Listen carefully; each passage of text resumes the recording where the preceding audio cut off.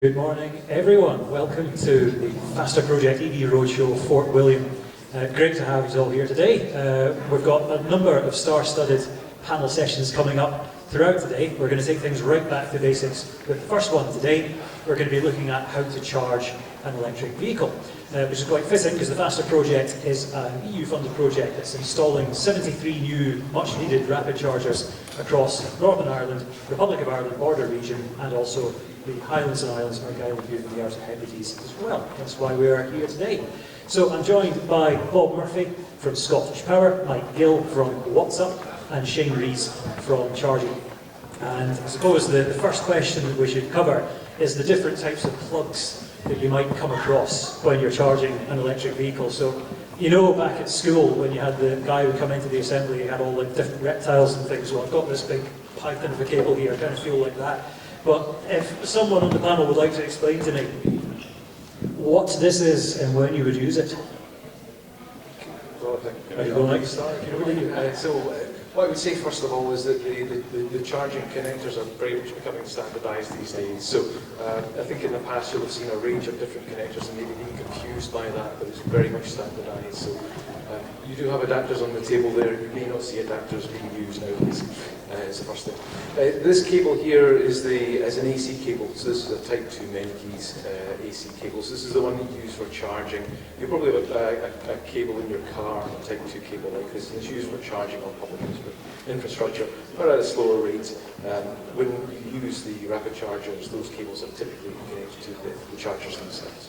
Absolutely, and actually there is another AC charging format you might come across if you've got like a very old Nissan Leaf, for example. It's the one that's lost the format war. Does that mean, however, that you're unable to use public charge points then, if you have the so-called Type 1 as opposed to Type 2, which is what this is? No, because these kind of cables are often supplied by the manufacturer of the vehicle with the vehicle itself. So, but you can also buy them independently as well online.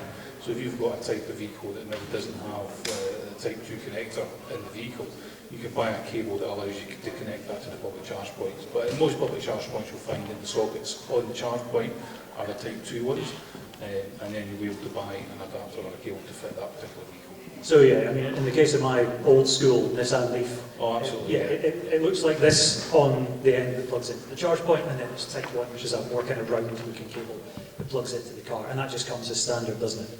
With the vehicle. Yeah. It's all very similar to connecting a mobile phone. The mobile phones have different adapters and different cables and things like that, but there are solutions that allow you to connect it to a power source to get the power into it. Excellent. So if anyone's curious about this, if you've never driven or charged an EV before, there is a charging hub literally across the road, and the kind of skinnier, kind of postbox size charge points, those are the ones that have that socket on it. That's the one you would plug into, isn't it? So actually, whilst we're on the topic of kind of slower charging, I mean, if you think about how you charge your phone, how you plug in your kettle, obviously you're kind of 3-pin socket. Can you use that with a car if you really wanted to?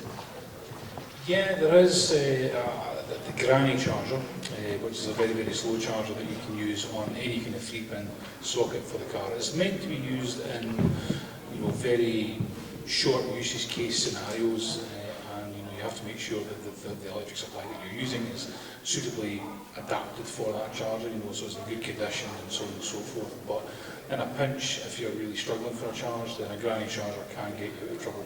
And you can use that to slow charge the battery of the car. It's one of these things that manufacturers are starting to kind of do away with a little bit now.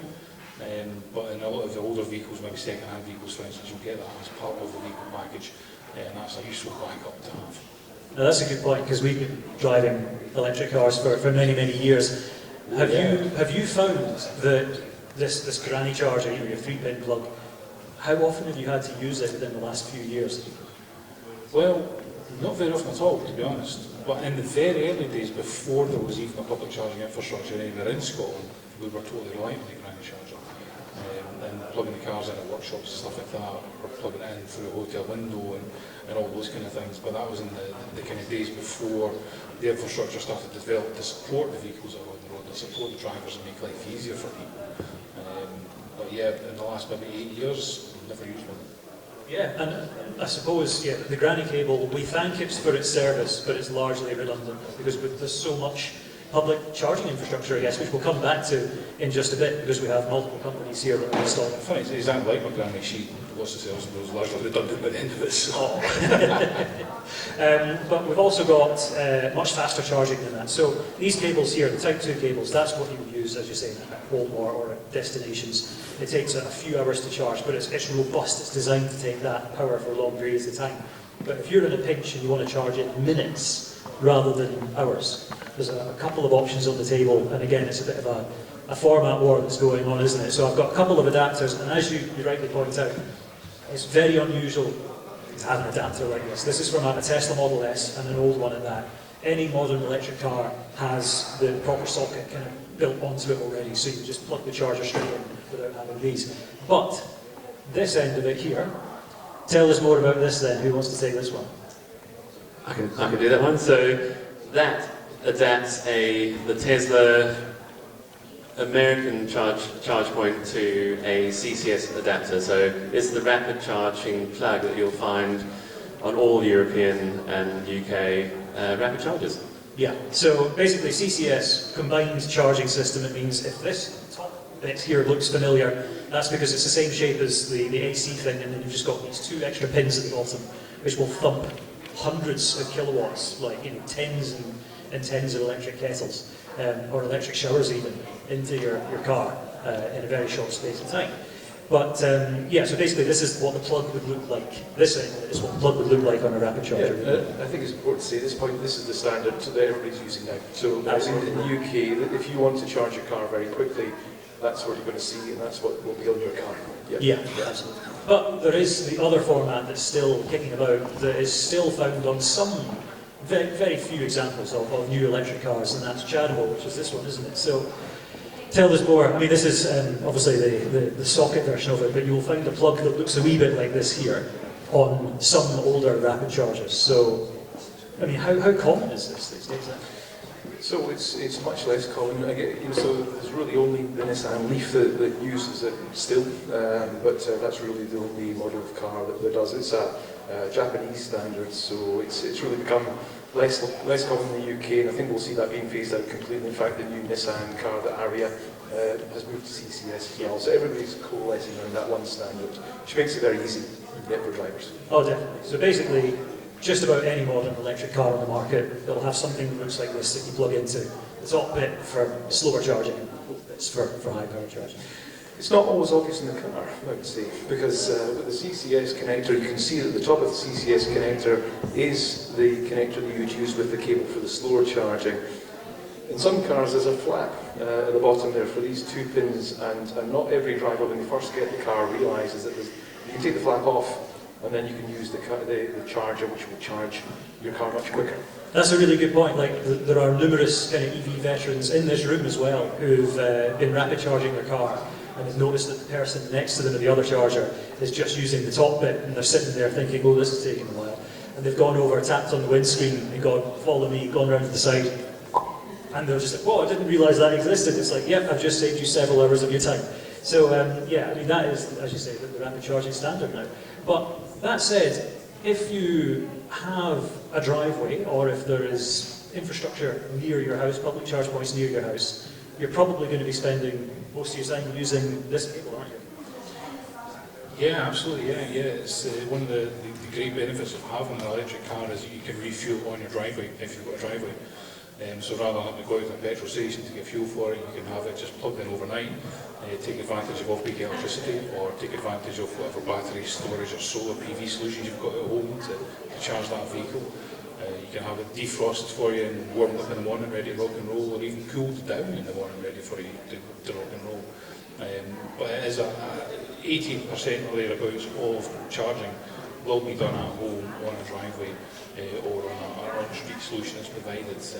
For those of us like myself, I've been driving EVs now for over 12 years. I live in a tenement in Edinburgh.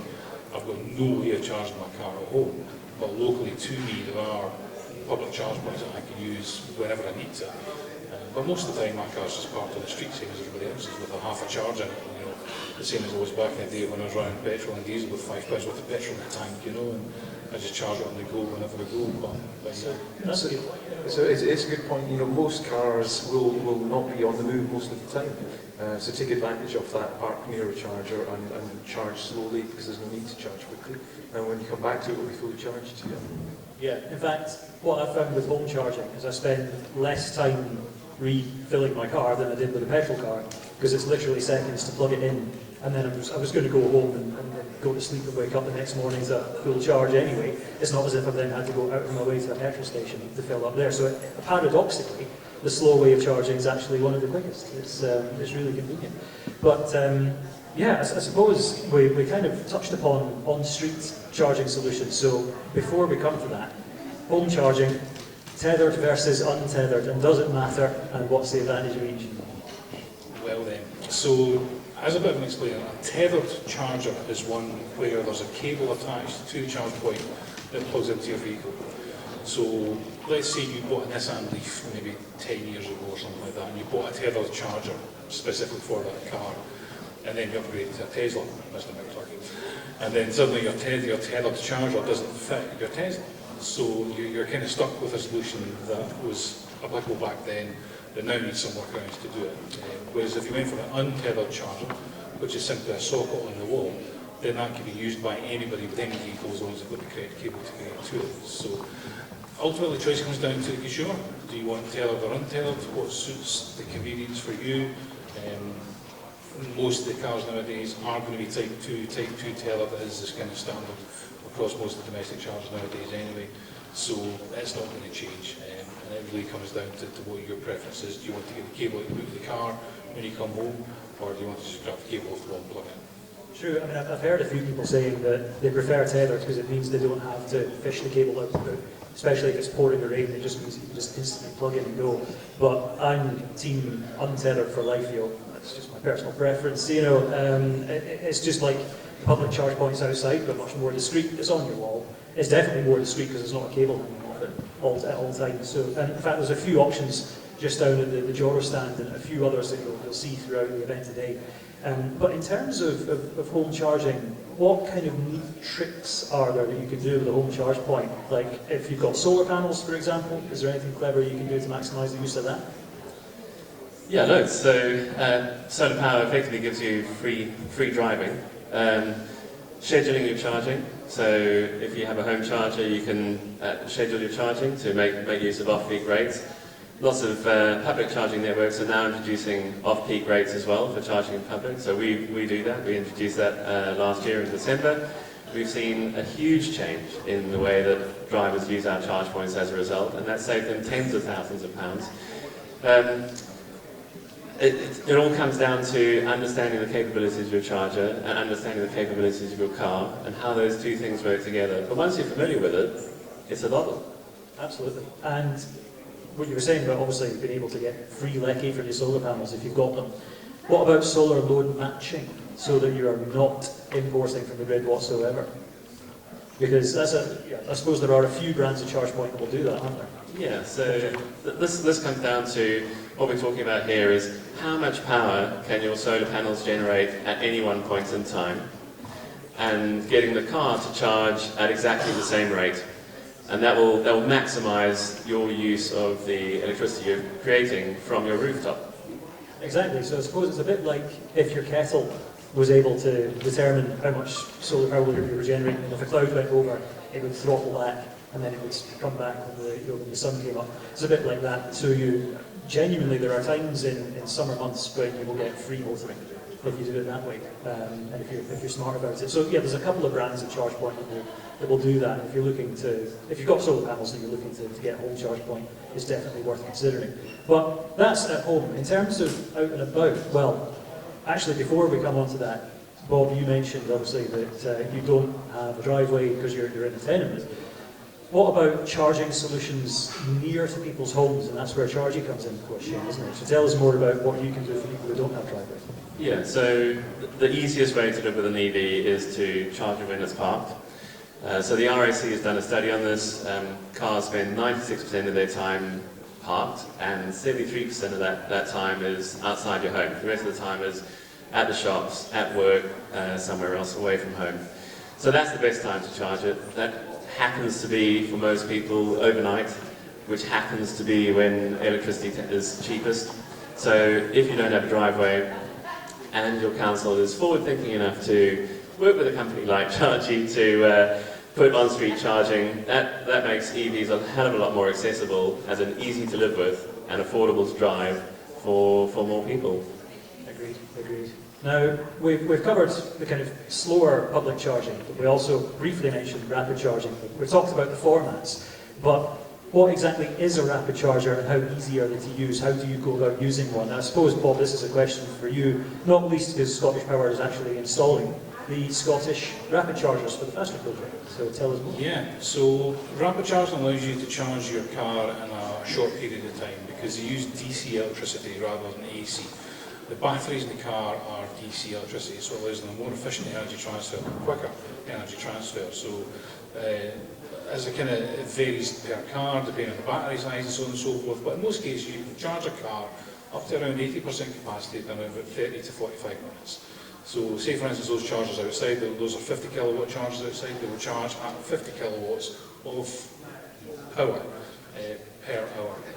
As long as the car can take that on board, then you will have 50 kilowatt hours of energy into the vehicle to allow you to do the next step of your journey. So we're lucky in Scotland because there's a very large distributed network of rapid chargers around the country that allows you to travel from Stranraer to John O'Groats, the hops as you go, using one RFID card or one app to access those chargers and just plot your journey. You can plot your journey using WattsUp to find out where you want to go, find out what stops have got a shop nearby. So while you're charging your car, you can go for a cup of coffee.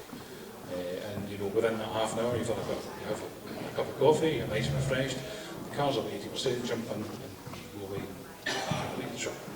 You raise a good point, because of course, we are here in the Highlands, and a couple of years ago I did a trip from Edinburgh to Skye in the shortest range, oldest Nissan Leaf that was ever made. And the rapid charging infrastructure was more than enough to get to Skye, all around Skye, covered every single nook and cranny of it. I think there was only one time when we were ready before the car was, because we were away getting an ice cream, doing touristy stuff, and then the app pings you, it's like, oh, I'm good to go. Oh, shoot, we better get that done. But it's great to hear that experience now, seeing that rapid chargers are real journey enablers, so it allows you to drive out with the range of your car very easily. So we're very lucky in Scotland to have an extensive network put in place by ChargeSafe Scotland. But also we're seeing private operators now coming too, which is great. So there is competition there now as well. So you're seeing vast areas of Scotland covered by rapid chargers, making it very easy to get around. Absolutely. Just the last week there, I took part in a rally, the Green Fleet EV Rally of Scotland, where 20 teams, all driving EVs of various different makes and models, drove 600 miles around Scotland in 2 days, going over some of the most challenging roads in the country, up past Char.gy, up past the Ski Centre, down through the Great Glen, all over the shop, and there was no problem at all. Nobody got stuck, nobody ran out of charge. We didn't really have to queue very much for the chargers because each vehicle's 300 mile range in the vehicle nowadays. So it was absolutely there was no drama, and that's definitely one of the things nowadays. You'll see a lot of kind of press making a lot of noise about various bad news stories for EVs, but really there's hundreds of thousands of miles being done every single week with absolutely no issues at all. yeah, it's so Just to put some figures on that, there's 8,500 rapid chargers across the UK now, and it's growing by 200 to 300 chargers every month. So really, it's taking off. It's an exponential rise in the number of charging options that are out there. So it's very easy to get around the UK now. Yeah. That's a good point. I was doing an interview with Zapmap, who is one of the options for finding these charge points, but of course we'll come back to WattsUp in just a second. Yeah, I had a look. They've got some interesting stats about the number of charge points that have been installed, and I hadn't checked it for maybe 3 or 4 months.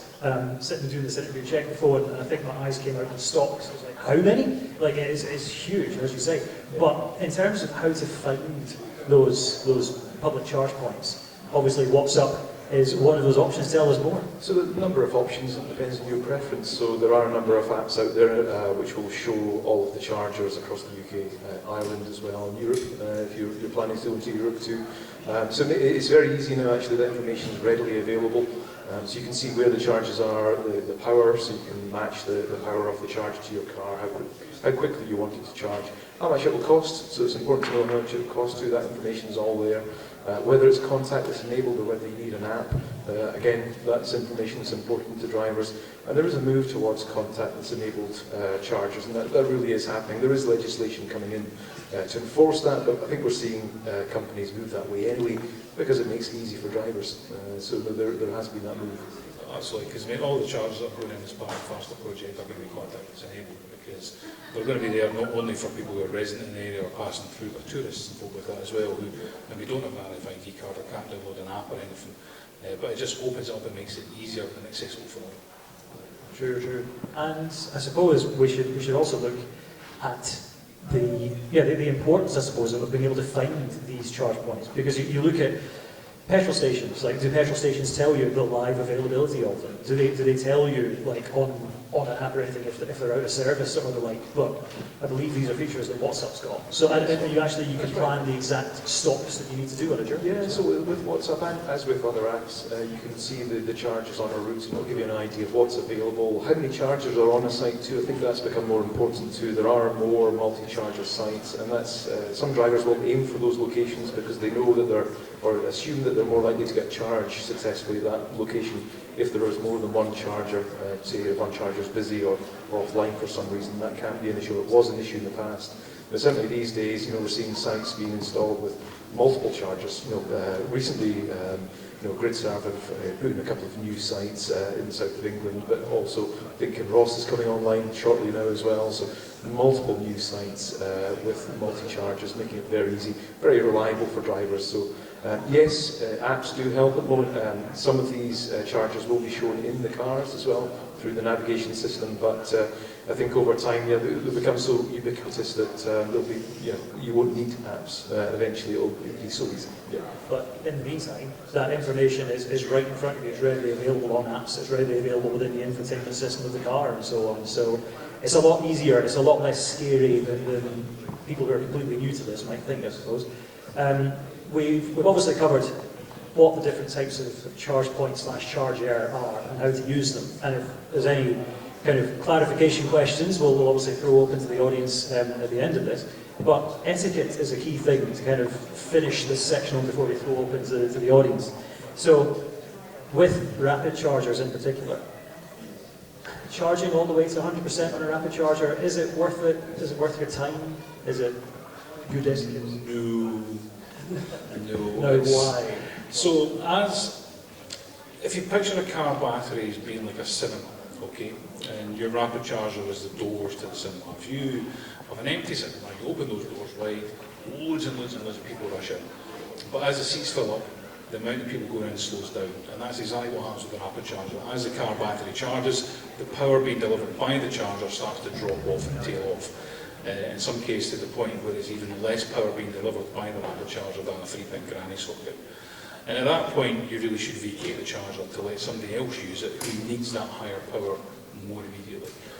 So the normal etiquette is, and this is something that's backed up by push messages from various apps and things, is once you get to 80%, take the car off the rapid charger and carry on your journey, or move it to a slower AC charger if you want to leave it there for a longer period of time to top off the battery to a full 100% or thereabouts.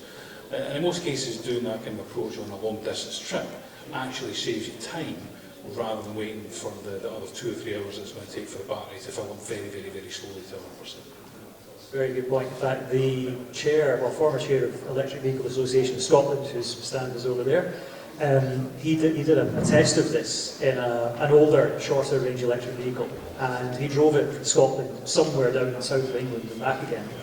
And on the way down, he charged to 100% on the rapid chargers, and on the way up, he did a kind of volt and bolt, the equivalent of a splash and dash, to about 80%. So the charge was just starting to taper off at that point, and then went on. So he had to do more stops on the way back, but those were much quicker pit stops, which meant that his journey back was considerably faster than the journey down. So yeah, totally agree on that. Yeah, I think there's a learning curve to living with an EV, and most of us, 99% of journeys in the UK are under 100 miles. So most of the time we're in an area that we're very familiar with.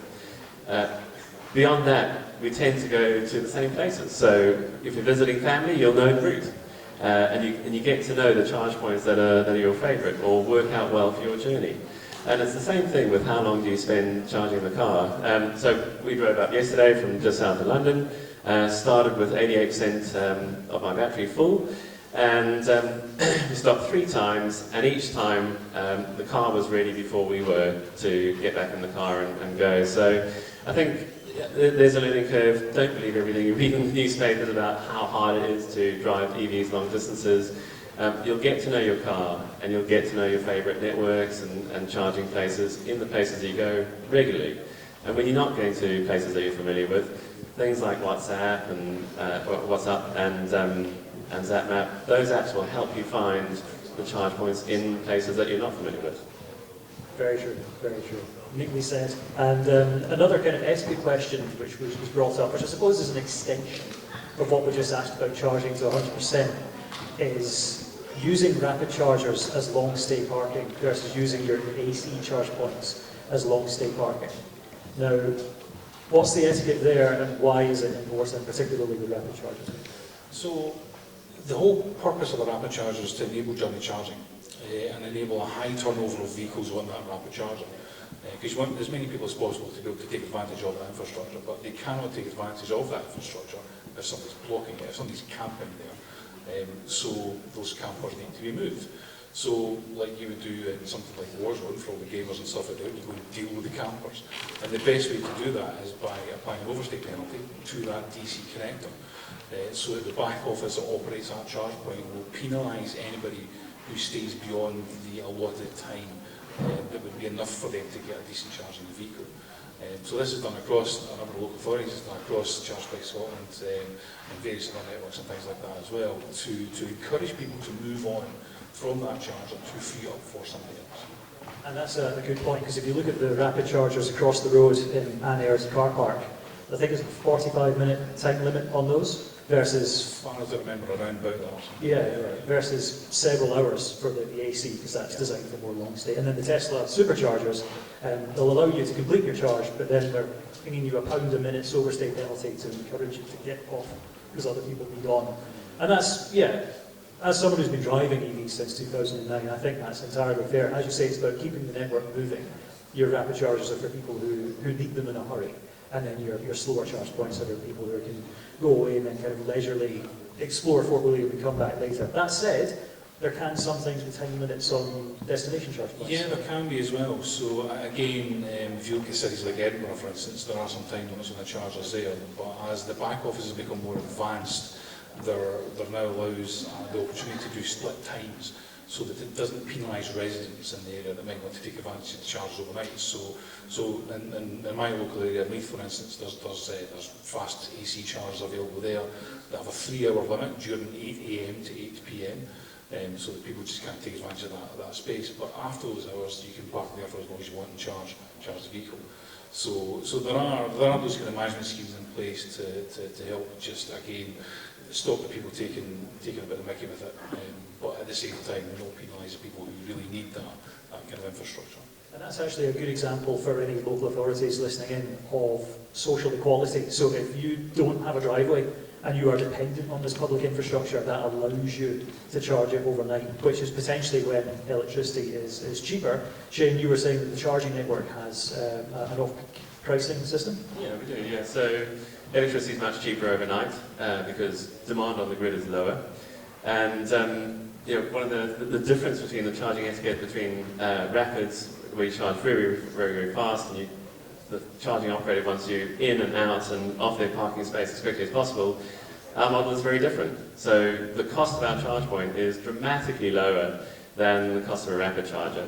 So we can afford to install lots more charge points in the streets where people park, and we want people to be plugged in for long periods. We want to encourage that behaviour where when you get home, you plug your car in, because then it becomes an asset to the grid. So one of the things we need to realise is that EVs, rather than being a strain on our electricity system, could be a massive boost to our use of renewables and enabling a much more flexible energy grid. But they're only an asset to the grid when they're plugged in. And so as we build out more slow power charging networks, we turn all of those electric cars that people may not be able to charge at home into assets for a lower carbon grid because they're plugged in, and in future we'll be able to use the way that they charge to align with renewable energy produced that into the grid, just like you do at home with your solar panels and your home charge point. And the crucial thing there is that otherwise you've got excess renewable electricity being squandered.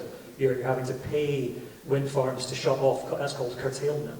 And that means that you'll need gas-fired power plants later on when there's more demand, whereas you're actually allowing that renewable energy onto the grid, being put to good use, and it means you don't need gas-fired power plants later on, so you're actively improving the renewable concept. It is cheaper electricity overnight and those times of day, but also there are periods where you may actually get paid to charge your car. There are companies, Octopus Energy is one, that will actually, at certain times when there is excess electricity, pay you to take that into your car. So, not only cheap motoring, but actually you're being paid to charge up, which is incredible. That was particularly true during 2020 when all of industry kind of shut down due to the lockdown, and that meant you had all of these renewables, particularly in kind of late spring, because it wasn't just a lot of wind power, there was a lot of sunshine as well.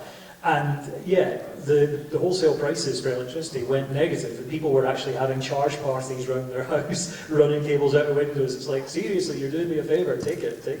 But I think that kind of covers the kind of basics of how to charge your EV. But we'll throw open to the audience. If you've got any questions, you are more than welcome. Just whilst we're seeing if anyone's interested. A quick little anecdote for you as well. You were saying about being able to use your app to, for example, defrost the windscreen of your car and so on. I've possibly set a record for that one because my other half asked me to defrost the windscreen on the Nissan Leaf, which was in Edinburgh. I was down in Birmingham for a conference, so I defrosted the windscreen from 330 miles away on the phone. But looks like there's... I can beat that. Oh, really? Flying back from Portugal, I set my car to preheat before I go on the plane. Okay, fair enough. You win. Well, in that case, it looks as if we're all good audience-wise. Any questions? Oh, we do have a question. Excellent. Go for it. Hello, yeah. I'm David Laurie. I'm the Director of the National Private Hire and Taxi Association. We represent taxi drivers, taxi operators right around the UK, from Inverness right the way down to Southampton and everywhere in between. What a lot of people aren't aware of is that the governments have legislated that against the sale of petrol and diesel vehicles from 2035, which is great for you guys, but for us it's 2028. And where you say 97% of the time vehicles are parked up, not in the taxi world it isn't. 97% of the time they are on the road, they are working, and they are working hard. And they don't stop. They don't know where they're going. So apps locating where these charging points are going to be is absolutely crucial. We're working with a lot of suppliers and companies and businesses that are developing different schemes and different ways to charge, like solar fencing. If you live in a block of flats, or if you live in a house where you have a pavement where you cannot block that road, because if you do, it's a trip hazard. We've got companies that are digging up the pavements and laying down the cables and putting the posts up at the curbside instead, so that you can put them in. There's a lot of things that are happening to make these vehicles, that make the move towards electric vehicles far better. But for now, the biggest issue is the range and the lack of infrastructure. And as you say, there's that many more charging points being installed now. That's us that's done that. Because when the councils have come across and said, right, you've got to have an electric vehicle by April 2024, we've said, well, hang on a minute, until you put the charging cables and the charging points in place, it ain't going to happen, because it doesn't work for us. You said most journeys are less than 100 miles. The average taxi driver does 1,000 miles a week. Yeah. And that's on a quiet week. So they're not 100 miles at all. So it does need improving, and it is coming. Well, that's why we need to be working together, and we need to realise that it isn't just about if you have a driveway. It is about you are on the road at all times, and you don't have time to be static for all time. Absolutely. You know, if taxi drivers are, being moved into electric vehicles, you need to make sure the infrastructure is there. And there are councils that are perhaps more proactive than others. And I don't know if you know the exact Dundee, for example, and you have particular interest here. That they've been very proactive in installing chargers for taxi drivers, and they've moved to almost a fully electric fleet. I think that's correct in saying. But yeah, there's hundreds of electric taxis. Yeah. So, but you're right. It does need action taken at that stage. But there are other options for taxis too. So not just rapid charging, but also taxis can be waiting at taxi ranks. And there are options to put chargers in there. There are also wireless charging as well, so that's another option for taxi drivers, and I think they do that in Scandinavia. Maybe you could... Yeah, so there's the wireless, I think it's Momentum is the name of the company. It's about just over 50 kilowatt rapid charger. If you imagine the ones across the road there, but basically hidden underground. Yeah, they've launched it in Nottingham on the taxi ranks where the taxi ranks pull up and they pull up on top of the charging point. But one of the other things that a lot of the general public don't realise is there's a huge difference between taxi and private hire. If a private hire vehicle pulls onto one of those, that's just an offence and they'll get a parking ticket for it. So Leeds, I think it was, that introduced charging points, and they said for taxi use only. And then private hire vehicles were pulling on it, and the Hackney Council lads went, hang on a minute, and then Leeds Council said, oh no, it means both. No, it doesn't, and if it does, you owe the private hire lads a hell of a lot of money for all those bus rent tickets you've been issuing where they say taxis only. There are places where there are kind of taxi-only charges, but one of the things that's being looked at just now is the wider market for commercial vehicles, because as you know, there's a lot of kind of delivery vans, last mile deliveries, DPD vans, etc., that are using public charge points just now that would benefit from having a dedicated commercial hub. So these are the kind of things that certainly ScottishPower are looking at in terms of what can we deliver, how can we use land, how can we speak to landowners and provide, city centre dedicated charging specifically for commercial vehicles and high utilisation users like taxi drivers. And that's kind of one of the things, as this whole industry develops, as we transition towards these kind of vehicles, we meet these kind of challenges head on. These are some of the solutions that we're going to hopefully be able to put in place to make sure that the business continues to operate in the normal way it does, without being too badly affected by the ban on new petrol and diesel vehicles that's coming down the line. But I mean, the Dundee is a fantastic example of how the taxi industry led some of that transition. The very first rapid charger hub in the whole country was at a taxi office in Dundee, where there was like 5 or 6 rapids installed in 2020, just so to support their taxi fleet. So as the guys would come in off shift, leave a vehicle, somebody else would pick up another vehicle, would be fully charged and off on the road again. So there are ways out there to make it easier for you guys. There is another scheme that's been launched, I think it was launched 18 months ago, they're currently in expansion. Have you heard of charge sharing? Is that like co-charger, for example? Yeah, so basically sharing people's driveway chargers. Yeah. So they rent them out to people. So, for example, if somebody's working a night shift and somebody's working a day shift that lives around the corner, they can rent that charging point for the night shift while the other person's working and not using it. So that is something that, again, has been expanded purely simply to help those that don't have a driveway. Oh yeah. I mean, one company that we would have loved to have had here, incidentally, is co-charger for that reason. Apparently, like fleet customers are actually, particularly like taxi and private hire, are some of their biggest users, because certainly in my case, my home charge point maybe gets used once a week, once a fortnight, something like that. I could easily, if there was space on the driveway, let someone else use it.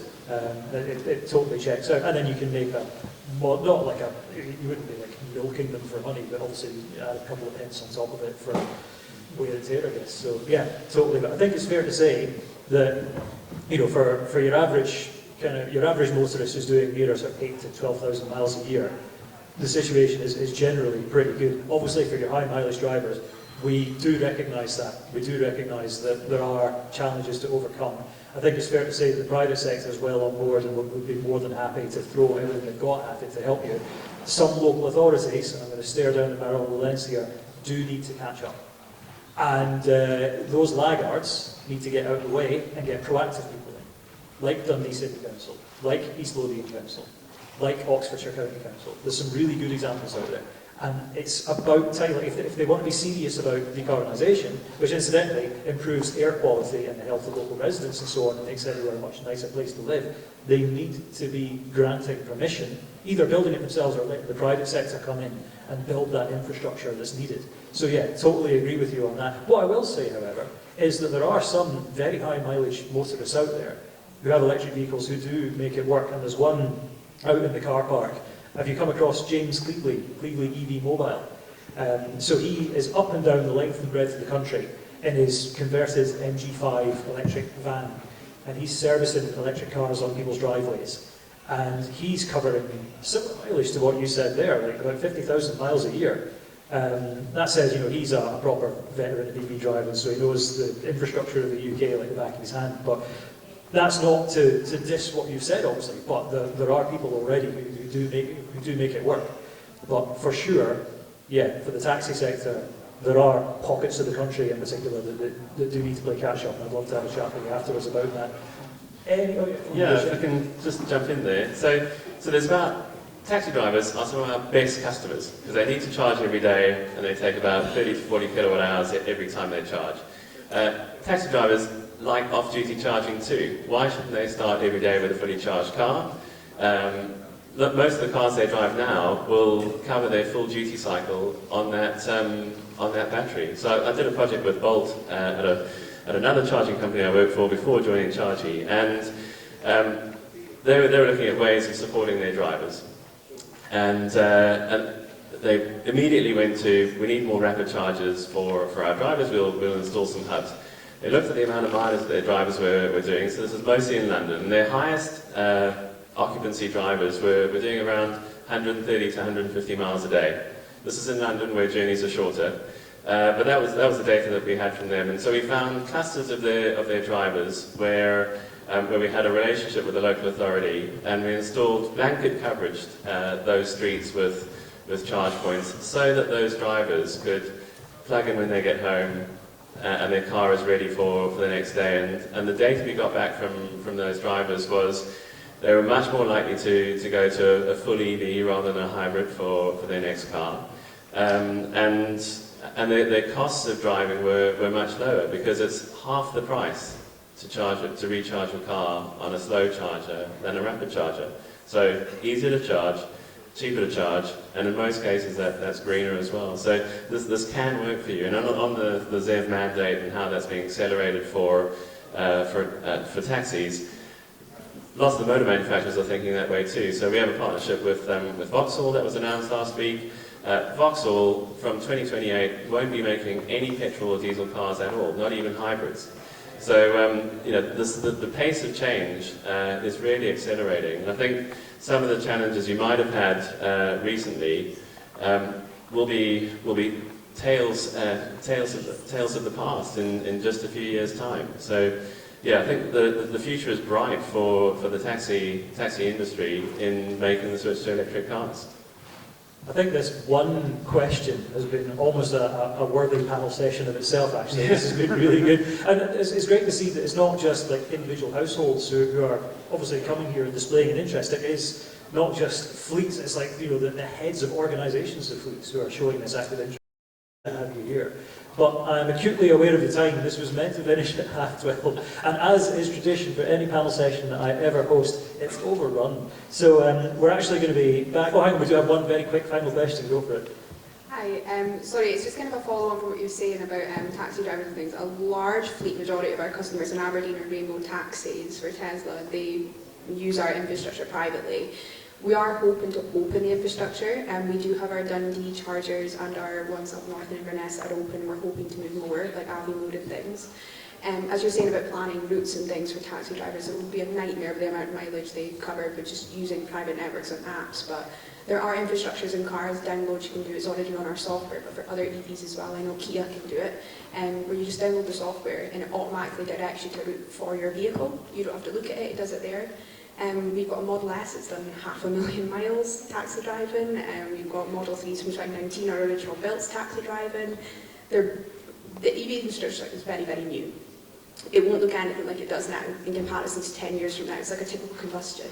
what the car looked like in 2013 to what it looks like now will look nothing like what it does maybe in 2033. But the infrastructure is forever growing, and as you said, local authorities do need to catch up for public charging. We want the grid to be used, we want it to be able to be executed effectively. But the infrastructure is slowly growing for taxi drivers, and there is a way towards it. We have things like ESD loans now, where you can get a grant for getting a car, it's interest-free, puts you towards, saves you money as a taxi driver, better for the environment, and probably would save you money on servicing as well, because there's so minimal parts in an electric car in general that you don't need them checked to waste the money on it anymore. Awesome. This has been so informative. Thank you to our wonderful panellists again, Bob Murphy, Mike Gill and Shayne Rees. We will be back here in just over 5 minutes' time. So, living with an EV, what's it like? Ask the drivers. We'll have a selection of not just household EV drivers, but fleet managers as well, very big electric fleets, who will be giving us the warts and all review of EV ownership. Thank you very much, everybody. See you very shortly.